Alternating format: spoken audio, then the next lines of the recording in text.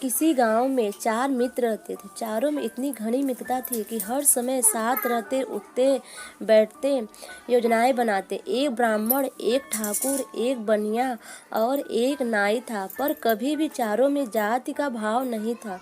गजब की एकता थी। इसी एकता के चलते वे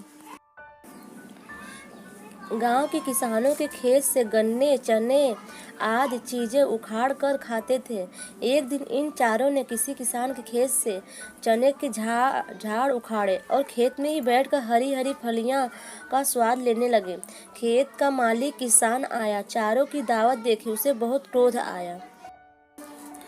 उसका मन किया कि लठ उठाकर चारों को पीटे, पर चार के आगे एक वह स्वयं पिट जाता। सो उसने एक युक्ति सोची। चारों के पास गया, ब्राह्मण के पांव छुए और ठाकुर साहब की जय जयकार की। बनिया महाजन से राम जुआर और फिर नाई से बोला, देख भाई, ब्राह्मण देवता धरती के देव हैं।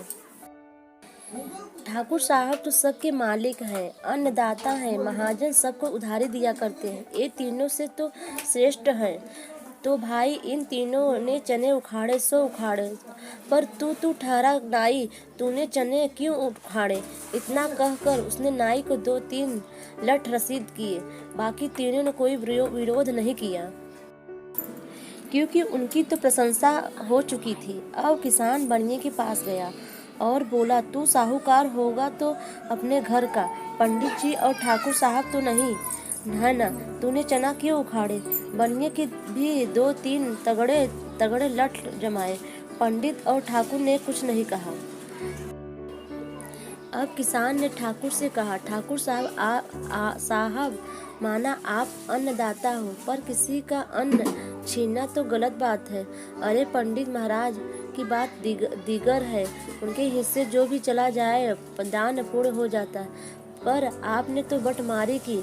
ठाकुर साहब को भी एक लठ का प्रसाद दिया। पंडित जी कुछ बोले नहीं। नाई और बनिया अभी तक अपनी चोट सहला रहे थे।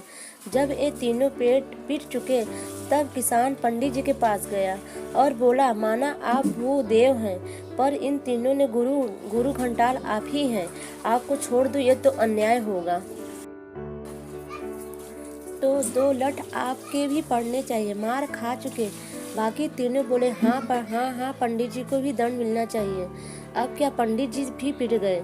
किसान ने इस तरह चारों को अलग अलग करके पीटा। किसी ने किसी के पक्ष में कुछ नहीं कहा।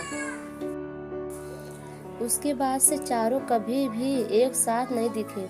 दोस्तों, पिछली 2-3 सदियों से हिंदुओं के साथ यही होता है।